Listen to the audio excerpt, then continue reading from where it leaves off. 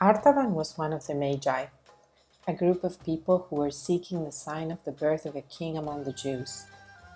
When they found the star in the heavens, they got ready to go find him. Artaban prepared 3 gifts for the king: a sapphire, a ruby, and a pearl of great price.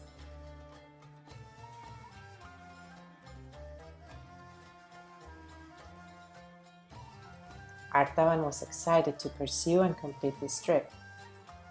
On the way to joining his companions for the journey across the desert, Artaban encountered a dying man. He stopped to help the man, but this caused Artaban to miss the departure of his friends. They left without him.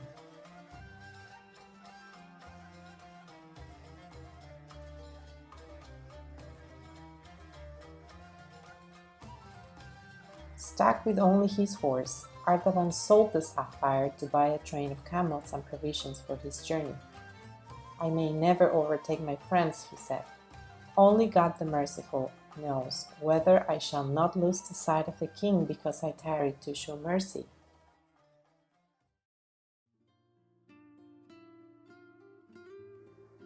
By the time he arrived in Bethlehem, it was too late. A woman whom he encountered singing softly to her child told him that he missed his friends by 3 days.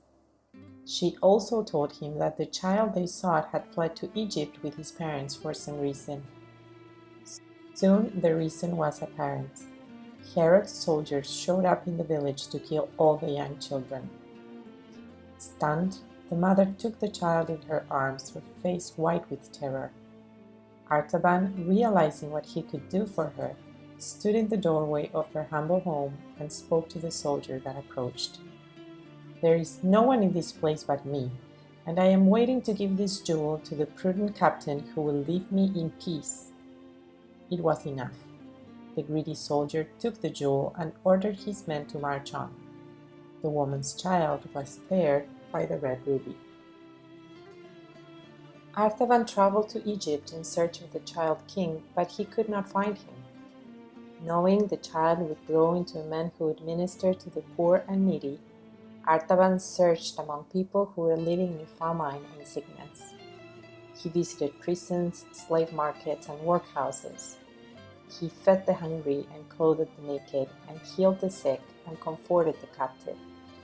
And his years went by more swiftly than the weaver's shuttle that flashes back and forth through the loom while the web grows and the invisible pattern is completed. After 33 years, Artaban, now an old man, found himself in Jerusalem still looking for his king. When he arrived, he noticed that the city was in an uproar over something. He asked a person passing by who explained what was happening. Pilate had sentenced a man to be crucified next to 2 thieves. The man, named Jesus of Nazareth, had done so many marvelous works and miracles among the people, claiming to be the Son of God, that Pilate had called him the King of the Jews.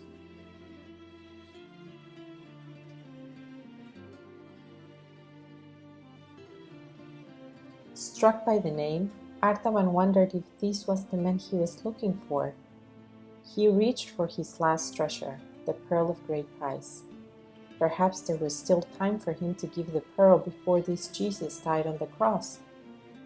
He began moving toward the hill called Golgotha, when suddenly he saw a young girl being carried away captive. She broke free and ran to him. Kneeling and clutching his knees, she begged him to help her. Her father had died in debt, and his creditors had seized the girl to sell into slavery to pay the debts. Artaban had compassion on the girl and rescued her with his last treasure, the pearl of great price.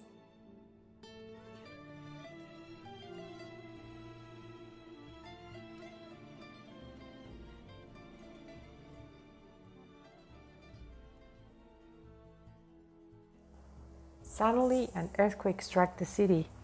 The sky darkened and lightning flashed everywhere. It was the sign of Christ's death. As the city shook, Artaban was struck by a falling roof tile. There in the street, the young girl sat with him as his life began to fade. She heard him say as if to nobody, Not so, my lord, for when saw I thee hungered and fed thee, or thirsty and gave thee drink? When saw I thee a stranger and took thee in, or naked and clothed thee? When saw I thee sick or in prison and came unto thee? 33 years have I looked for thee, but I have never seen thine face, nor ministered to thee, my king.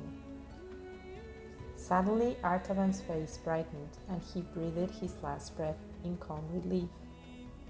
His journey was ended, his treasures were accepted. The other wise man had found the king.